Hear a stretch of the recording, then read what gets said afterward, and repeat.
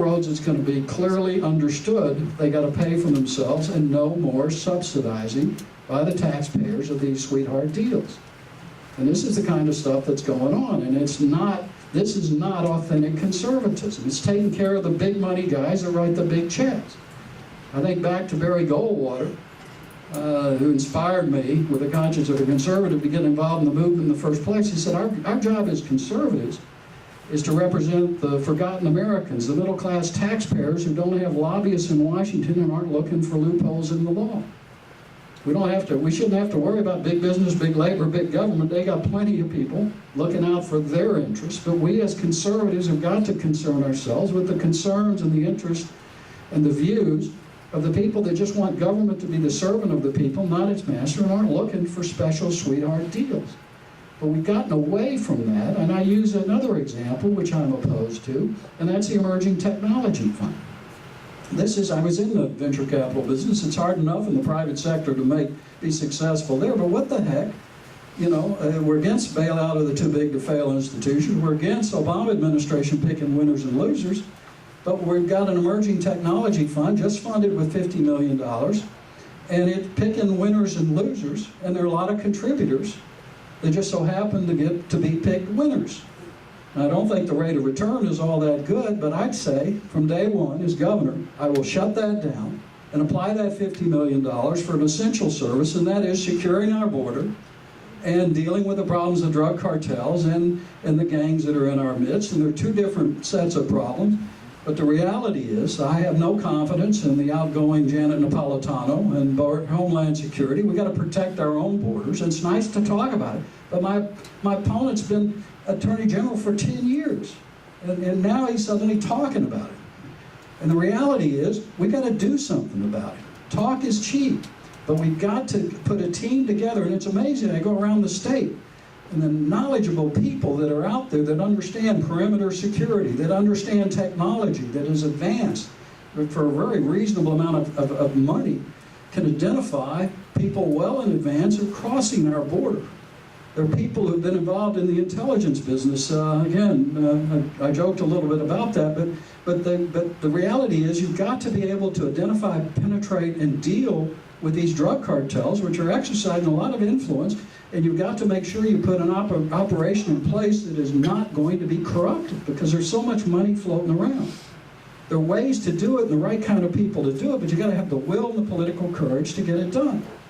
And it's surprising how much $15 million can do from people who I've talked to and who would want to help. There's so many talented outsiders like us, like you in this room and around the state, that are willing to help and want to do something about it, and yet you've got this group of insiders running things, and it's more about loyalty to individual politicians than it is about loyalty to principle or than about solving problems based on our conservative principles.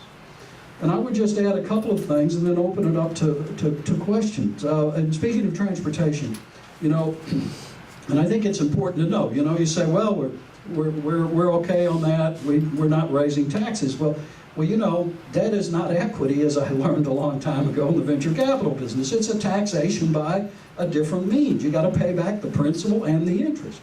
We have in transportation the largest amount of debt of any state in the nation, $13 billion. You add the interest, it's over $30 billion. We've got to make sure as part of a policy, and Senator Nichols and Senator Paxton tried to do this, but it needs to get done, and that is dedicate all the money that ought to go to transportation infrastructure, make sure it goes there.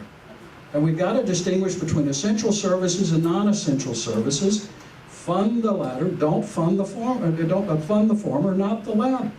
And the cancer fund, $3 billion. I mean, this is the same kind of, I hate to say it, but this is the same kind of crony capitalism where you're picking winners and losers in these commercialization grants, and look at the contributors. To the top officials, people sitting on that board, who either were asleep at the switch or let it go through. This is not conservatism, and yet this is what has happened. And it's great to talk about suing Obama, and that's important. This is a very liberal administration, but the reality is we had a Republican president, and talk about the Voting Rights Act. We had a Republican president from Texas We had a Republican-controlled Senate and the House in 2005 and 2006 when they were considering extension of the Voting Rights Act for another 25 years and put Texas and 7 other jurisdictions under it. Well, where was the leadership from the Attorney General going up saying, don't put Texas under this, get rid of it? I can tell you, when I was running a federal agency in the Reagan administration, we had the most liberal liberal regime of any in terms of what I had to undo at the Action Agency because the Alinsky groups were getting about $20 million. Before I got there, we defunded them completely within a year. But the Assistant Attorney General, Brad Reynolds, a Reaganite, came over to me one day and he said, Tom, you know, I got all these left-wingers embedded in my division at the Department of Justice. Now that was in the Reagan administration. Imagine what it's like now in the Obama administration. I mean, anybody thinking about this proactively would have said, get rid of this once and for all. But Chicago, you know, you don't have to worry about unfair elections in Chicago, but of course you do in Texas. And I mean, again, this makes no sense and we've got to do something about it. And finally, 2 quick things. One, no matter what we do, to address the issues, and I really think Texas has got to lead the way back for this nation. I think we can, but we got to get our own house in order to take the lead and put the left on the defensive. And we put the left on the defensive, and I was in San Antonio the other night, and let me tell you, I told those people, I said, I will be there. We're going to make sure that the People's Republic of San Antonio under the Castro brothers is not going to continue, and I will be there to support you in your efforts to take your city back. And we've got to put them on the defensive in our state. But secondly, we've got to lead the way to put the left on the defensive nationally. But we've got to remember a couple of things. One, no matter what we do to fix the economy, we lost the culture to the Hollywood left. We've got to regain it. I have a chapter in my book called The Coarsening of the Culture, and there are 2 quotes, and I just want to mention them because I think they're critical as to what's happened to our nation.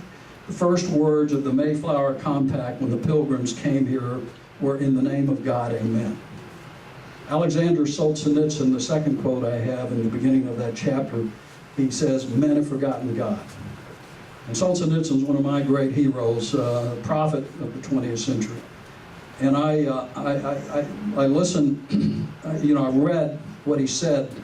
I read what he said at the time. He said, when I was a young boy in Russia and the Leninists had taken over my nation, I asked the village elders, why did all of this happen? And they told me it was because men have forgotten God. He said he went through the Gulag, wrote these marvelous stories about the truth of what communism was like in the Soviet Union. And then he studied the history of communism, and he said, I came to the conclusion there was no better explanation as to what had happened to my nation than that men have forgotten God. But then he came to the U.S., and he was invited to speak at Harvard. I think the only time he was invited, he was never invited back. But he said, you too, in the U.S. and in the West, are making the same mistake. You too are forgetting God, and you're going to pay a heavy price.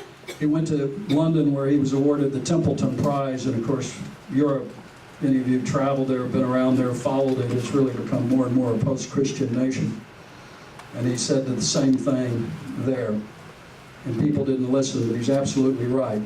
We've got to restore the principles of Christianity, the Judeo-Christian ethic. You can't have a free market system that operates without an underpinning of fundamental principles based on our Judeo-Christian ethic and Christianity. Amen. A constitutional republic will not last unless it's guided by people who sense, if you will, the critical importance of the principles of Christianity. And so we have to be willing on an ongoing basis, day in and day out, to rise to that challenge. And finally, I would say, this is an interesting quote, and I think it relates to many of you in this room. And it's why I think the people are ahead of a lot of our career politicians, who are not bad people, but they just don't sense the seriousness of the moment, and they're more focused on their individual careers. Here's what Barry Goldwater wrote in The Conscience of a Conservative in 1960. The time will come when we entrust the conduct of our affairs to the men who understand that their first duty as public officials is to divest themselves of the power that they have been given. It will come when Americans in hundreds of communities throughout the nation decide to put the men in office who are pledged to enforce the Constitution and restore the Republic. Isn't that what you're about? Yes. And that's what we have to do. Let's not despair, let's not give up hope, let's put a team back together, take our country back for the sake of our children and grandchildren, so that in the future, at a particular moment, we can look back and say we were part of an effort that gave our children and our grandchildren the kind of opportunity that we had as Americans. Our best days aren't behind us, but we've got to do more than what we're doing. We've got to do what is necessary to take our country back from the left, and we can do it with God's help. Thank you.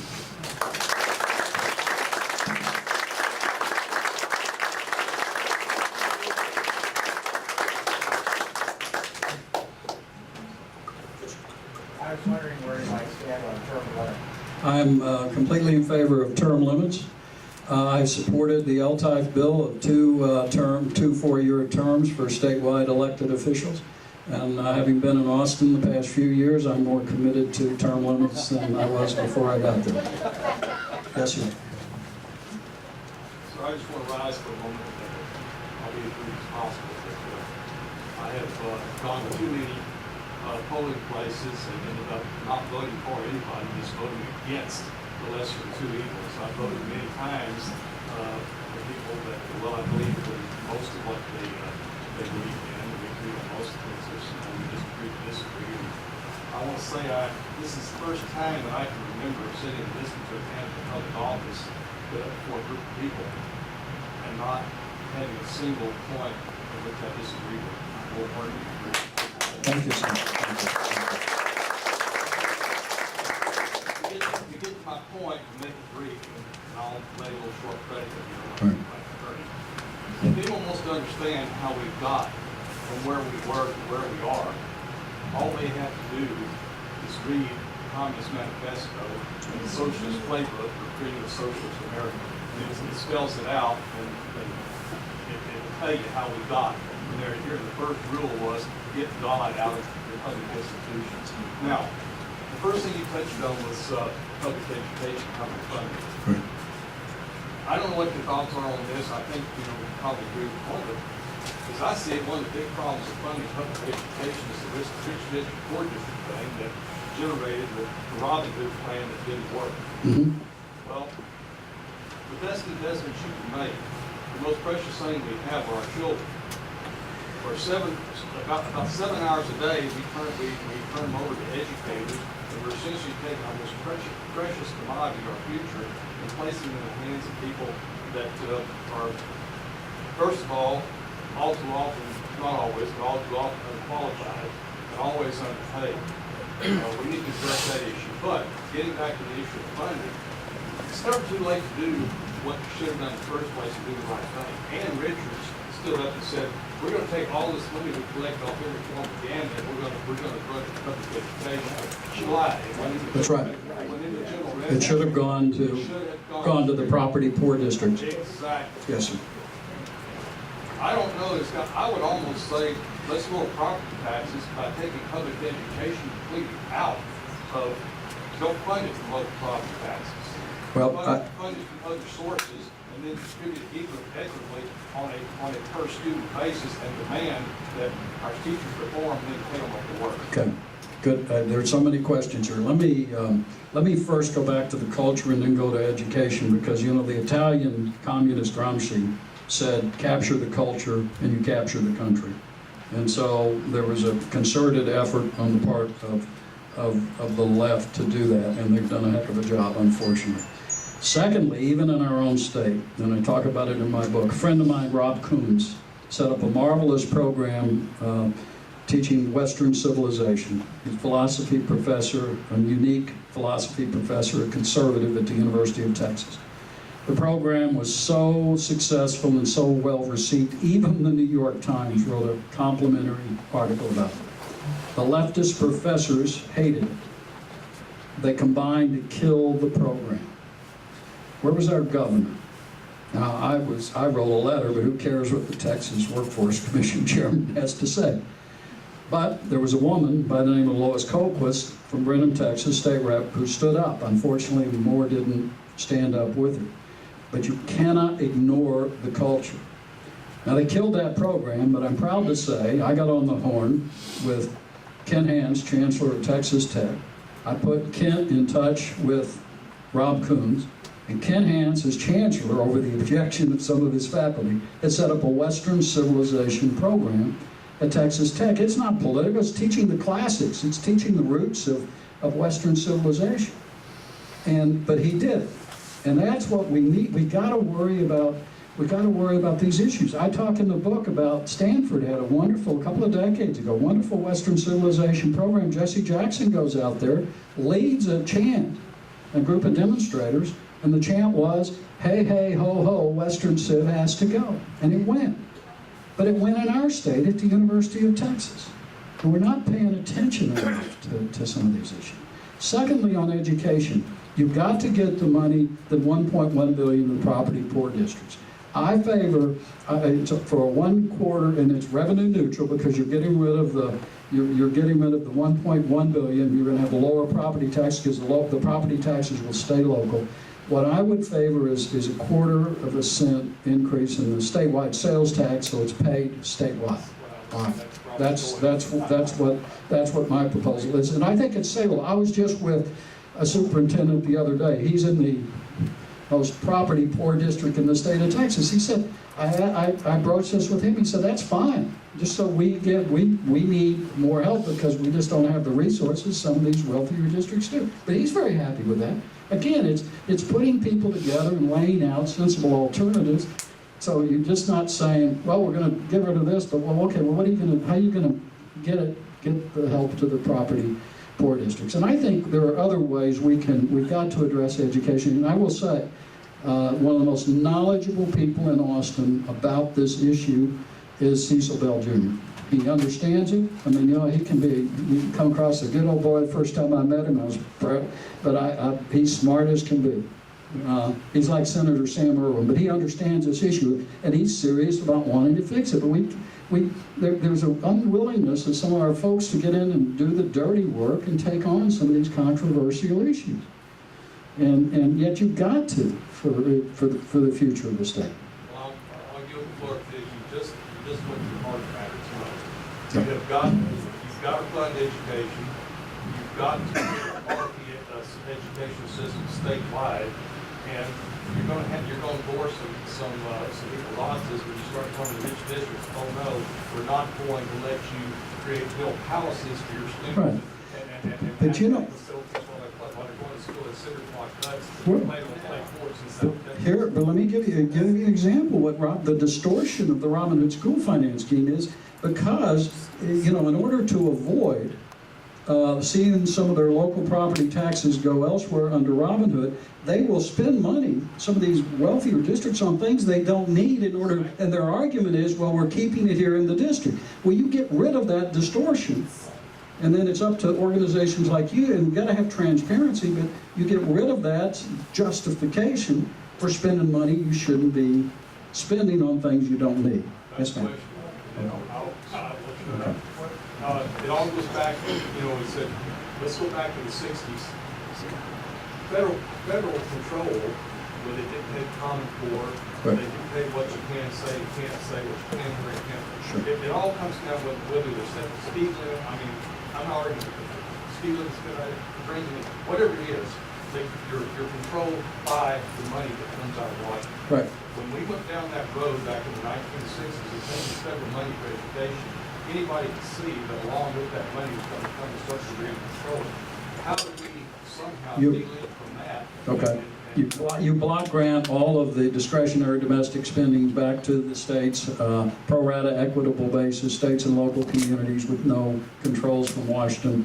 And ironically, I think it's easier to get it done today than it was when we tried to do it in the Reagan administration, because there's so much frustration, hand in hand, people having to go to Washington, unfunded mandates, et cetera. So I think there's a real opportunity to do it with the right kind of leadership. But again, our folks up there aren't making that case. Yes, ma'am. I'm thrilled. You said it's exactly what I hoped you'd say. Okay. Number one, I agree with this gentleman. I'm right here and now. Thank you, ma'am. You addressed so many of my questions, so many things. The only question I have is, I'd like to hear more about your educational plan, but I was very concerned that we have no civic education requirements in that degree. high school degree. No government. And my basis right now, my feelings and my interest in government, and I'm over 65 now, is because of my high school civics class, Right. which these kids don't get that. They, it's an option out. And I'm highly upset about that because they'll believe anything that anybody tells them because they don't know what our basis is. Your point, Go ahead. well, your point's absolutely right, but it really, it begins at a higher level where the universities, the liberal arts in a way have been captured by the left, so kids aren't even given an opportunity to hear the conservative side. I was fortunate, I had a professor, he just died recently, Dr. George Carey. He taught us the Federalist Papers, the Bible of American political theory, and the Declaration, the Constitution. I mean, kids, you're bringing it back, and you're educating young people. I had a young Aggie student come up to me not too long ago and pulled out the Constitution, the Bill of Rights. I'm sure he got it from one of your organizations somewhere in Texas. So that's important. But you're absolutely right. We've got to pay attention to content, and you got another problem. We're spending $100 million on a group of charter schools that are affiliated with the Gulen movement. I don't know if you're familiar with the Gulen movement or not, but Gulen is he's a rather shadowy figure. He's currently located in Pennsylvania, but close ties to the Islamist movement in Turkey. The Obama administration just gave those schools, their charter schools, a $30 million grant. Well, what are we doing here? Because this is a guy who's been involved with the group in power in Turkey that's moved Turkey from a secular regime into more of an Islamist regime. We got to pay attention to content. And this stuff is happening even in Texas, and there's some real problems with that. So you're absolutely right, and kids need to be taught civics, but they also need to be taught the right kind of civics. So it's not just sort of this, that they ignore, they don't understand the Constitution, the history of this republic, or what July 4th even means. But see, you're talking about students not going to a university or any place else Right. where they're going to get that level of education. I want it in high school. I concur. I got it in high school. I concur. Why can't we teach it in high school? I agree. Your requirement. I agree. The other thing is. But you can do it through history. You can put it in, Well, absolutely. we call it civics. Right. It's required. Sure. State and federal. We study the Federalist Papers. Right. And the other thing is, I'm very disturbed about the way we fund our schools. One of them is I don't think we ought to have a morally reprehensible gambling source as, we're going to save our No. schools. But gambling, come on, please. Well, the lottery was one thing. If you're talking about extending gambling in Texas, I'm I not don't for want that. lottery even. Yeah. I don't want our schools being supported by money ill-gotten. Well, That should have nothing okay. to The way we're going to get the funding for the property poor districts is a slight increase in the statewide sales tax. Okay, That's what I'm talking about. that is I'm not talking about. state legally Yes, ma'am. done in good ways. Yeah, not- any rate, Okay, anything that's under a state tax. Yes, sir. I've got to say, I've got an advantage of everybody here because we grilled you at the Yes, that's property right. rights. You remember? All right. There were about 15 of us, and you stayed there over an hour probably. Until everybody was exhausted or left. And you explained yourself very well. You had a little trouble with questions because you were getting started. But look, I'm critical of everybody. I tell you, I think you're the. Well, I'm not going to say, but I think you're the best candidate in the race myself. But I got to ask you too. I talked to you earlier about this. Because Dr. Julia's demands that I be brief, so I will. Yes, I am too. I'm more brief than so far. Hey, look, here's what I want to ask. All right. I do agree with you on one thing. You are indeed the underdog, and unless That's you right. take on Abbott directly and get him legitimately, he will win the race. Now, I want to ask you, what do you got to say about the cancer organization, the scandal that broke in the Chronicles? Yeah, he's got over $4 million from contributors who were involved in getting benefits from the cancer fund. I mean, this isn't about cancer. This is commercialization grants and all kinds of questionable deals. Look, I've been on the board of public and private companies. You got a fiduciary responsibility as a board member. You know what? I went off a board of one company because I didn't like what the CEO was doing. I thought he was doing things for his own benefit. I tried to do something about it. I was outvoted. I submitted my resignation. Greg Abbott didn't attend one meeting in the 3 years that he was on the board. And they won't even answer questions about it. He sends out some assistant and I mean, this is the kind of stuff, it's like a rubber stamp to the stuff that's going on. And this has happened in other areas, the whole transportation mess, and the Emerging Technology Fund. There's this problem with the Austin road race business. There are a lot of questions about that. You're the attorney. You got to say no. You know, I worked for a guy named Fred Fielding, who was White House counsel for Ronald Reagan. He said no to folks, rather than just sort of going along with this stuff. And this is what's happening down there. As I said, before I got there, I probably would have supported Greg Abbott. I've been too close to it for 5 years, and I just and add to that the fact that the American Crossroads, which is Karl Rove's group, has given $1.2 million to something called the Texas Republican Leadership PAC. Well, guess what? $490,000 of it has gone to Greg Abbott. And he's going to stand up to Karl Rove? Well, you're going to make an issue of this, and you're going to be able to get it across, because it seems to me that we don't be negative. But let me tell you, you ought to be negative when there's a legitimate issue. Yeah, these are legitimate issues. No, we will. We're going to be talking about it. And we've invited Greg to debate. He's so far, he says he's willing to debate anybody, but he doesn't know I'm in the race, although we've known each other a long time. Well, I'll tell you. Okay, you tell me. Do you have anything in your background comparable to this? No, Anything? no. Absolutely No, not. I've said no to some mighty powerful people. Well, I'm a including- Democrat. We'll make something up. All right. Yes, behind me. There was one, the lady in the back first, and then you. Yes, ma'am. I wanted to ask you, what's your view on school choice? My focus is really on the 90% of the kids that are going to public schools. That will be my primary emphasis on school choice. The one thing that worries me is I worry about the potential of government controlling private schools. If you get into that issue, I'd rather do something that can nationally. We have the GI Bill, which is equivalent to like a tuition tax credit where you pick and choose. I'd rather do something at the federal level like a tuition tax credit. But my focus is going to be on the public schools and the 90%, where 90% of our kids go, and try to address that issue. Yes, sir. Oh, I'm sorry, then you. Go ahead. Yes, sir. My daughter, we went to public school. My son, he was in the gifted and talented of math, but my two daughters are dyslexic, Right. and then they started getting put down a different path in the public school. So since then, we've gone to a private school, which is a university model school. And the thing that bothers me more than anything about this whole thing is, I'm paying my property tax to the local school, which didn't work. And now I'm paying equivalent of $22,000 a year for private school. So I'm getting hosed on this deal. Right. I'm just wondering, what are you gonna do for people like me? Well, here, part of the problem, in your example of the kids with dyslexia that are not getting the kind of help they need, part of it is this whole teaching to the test system, this quantitative analysis, which in a sense, some people are not good test takers anyway, and kids learn differently.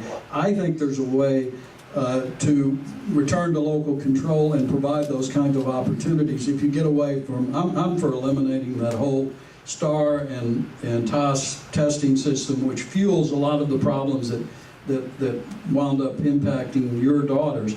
And what I would go to, and it doesn't directly answer your question, but I think if you fix the public school problem here on what's happened to a lot of kids like your kids that wound up being left out, for high school kids who are college oriented, they can take the ACT or SAT exam, which is what the colleges look for anyway, not the STAR test.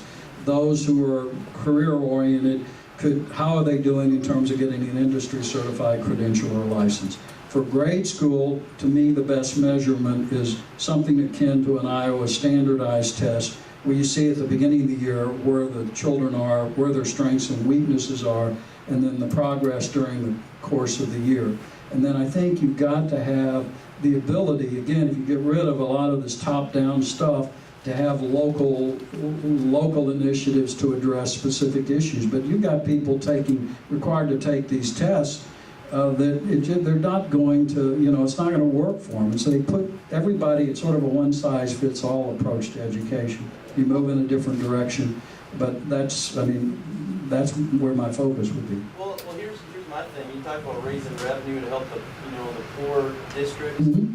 Well, my kids, each one of my kids, their tuition's about $7,500 a year. Right. But yet the state gets $15,000 a year per kid equivalent for their education. So there you're cutting the education costs in half by giving them a choice. So if I could just get my tax dollars back, I'd be happy with that. And then you could have the extra money and there you can give it to the property. No, I understand. I mean, that's an option. I'm just saying, and I'm just saying my initial priority will be more on the public school side. I'm not opposed to it. I do worry about the possibility of government control of our private schools. That's what I say. Just let me have my tax dollars back for the independent school district. Well, and you can have better way to do it is a tuition tax credit, the federal level. Yeah, I agree. Okay. Yes, ma'am. Okay. Mike, a little bit off that. You mentioned border security.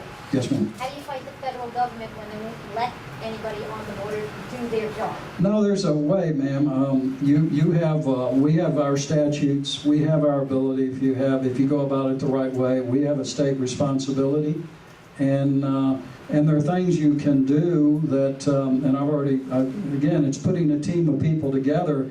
And as part of a transition team, I would bring people together, and you've got to look at the legal aspects, but my understanding is we have plenty of leeway in terms of addressing this issue. We don't need federal permission to put technology in place that will address our border, and we sure don't need federal permission to put an intelligence unit together that will address the drug cartels and the criminal gangs that are offshoots of this explosion of illegal drug use. You don't need federal permission. And if they want to challenge us, we'll push back. I mean, this is not something that, the candidates want to say, oh, well, it's a federal responsibility. Well, it is our state responsibility. It's our border.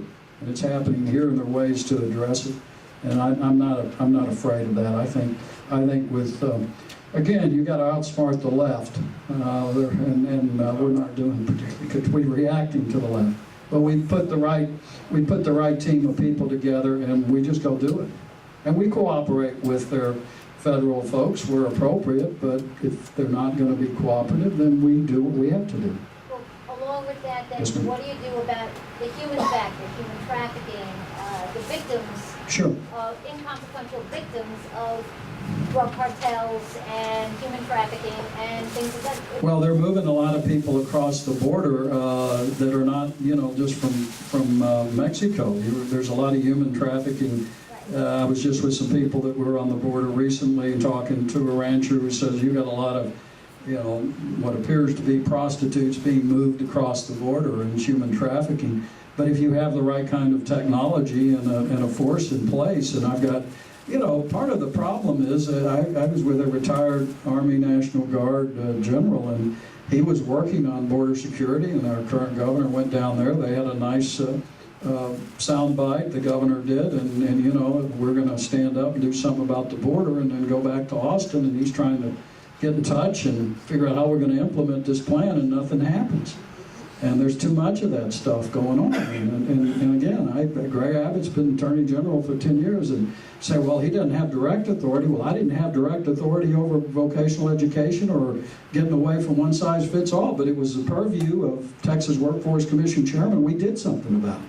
So I think you can address this issue. I'm not really worried about it. I've talked to knowledgeable legal experts on this, a former U.S. attorney, and we'll have the right people in. If they want to challenge us, so what? We'll go about it. But it will be done. I'm not just a talker. It will be done. We'll put it in place, and let's see how the cards fall. Yes, sir. Yes, sir.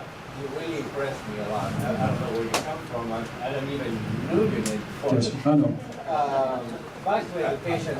In Mexico and Chile, I noticed that education is would be much better than what we have here. One of the factors over there seems to be that they don't have problems with the unions. How would you deal with unions here? Because I know that in Mexico, teachers they pay well, but they don't have all these administrators that they have Right. to pay.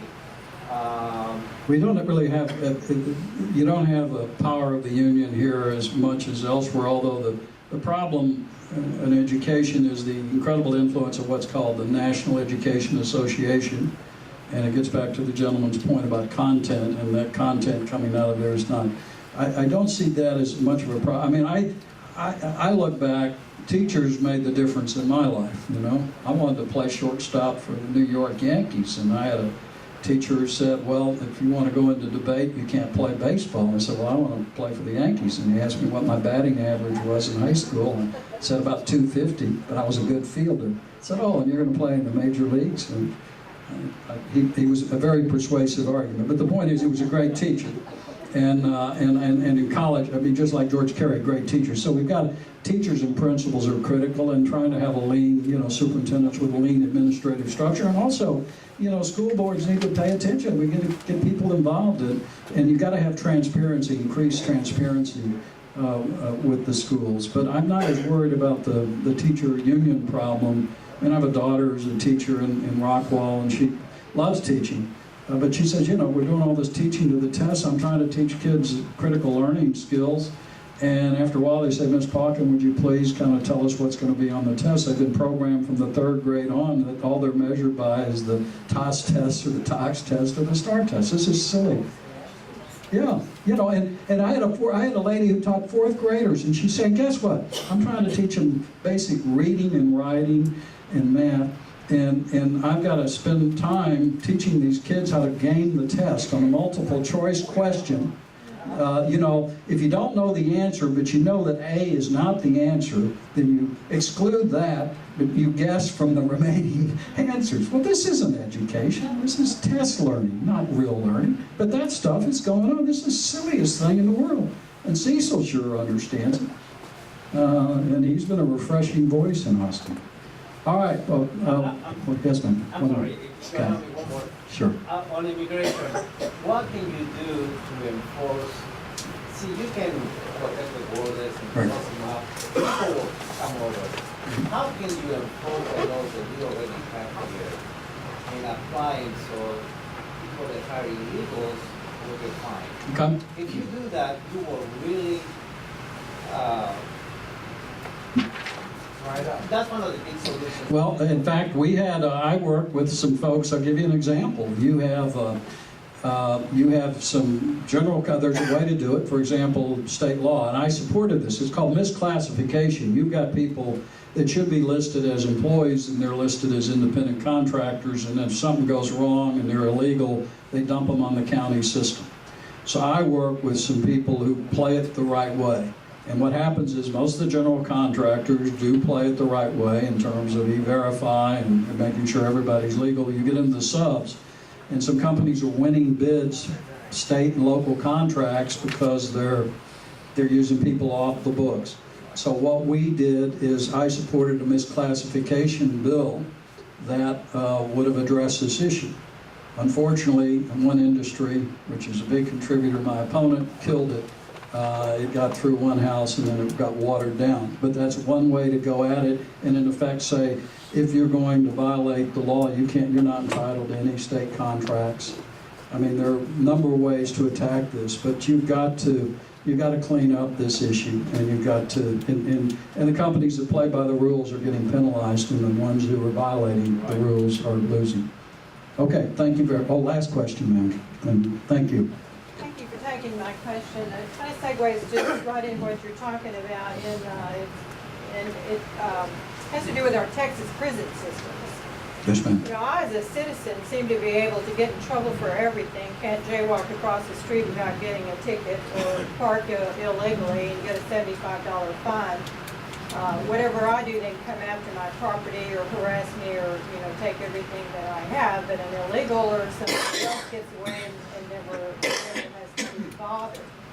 But I am concerned about the mammoth amount of prisons that we are building Yes. in our state. And we house them, we feed them, we educate them, we give them free health care, which is all very well and wonderful. And they pay their time, they come out into society, and we do a terrible job trying to re-enter them into society. My husband and I had a business for 23 years, which we participated with Back to Work program that Texas has. Right. We hired 3 individuals out of that program. We had 2 very successful individuals and one that was not. But I was very passionate about it because I believe that a person that's paid their debt to society, and there's a lot of people in prison that should not be there forever or for 25 years. It's ridiculous for us to continue to house them without giving them an opportunity to come back to be participative, well-adjusted citizens of our state. The problem is they just got caught, and we've got our streets run amok with those that haven't gotten caught yet. But we seem to be building mammoth more and more prison systems. Yeah, I think that's beginning to change, and we did try to. I think skills training, and also there's a lot of stuff going on in the prisons. I don't want to jump ahead of myself, but there are people that are very concerned that there's some significant problems within our prison system in our state that need to be addressed. And but I don't like to pop off on something that I haven't had a chance to talk with people who are knowledgeable or have seen it, but there are some serious problems here, and you've got to, I do think skills training. I also think that as much as possible encouraging religious, faith is so critical. If you can somehow encourage more of that as well, because that's in a proper fashion, and not Muslim faith, but I'm talking about Christian faith. All right, thank you very much. I've got, it's Pauken for Texas.com, and I hope you might consider signing up on Facebook and helping us, and I appreciate it very much. So you all have done a great job, and thanks for having me tonight, and I appreciate it.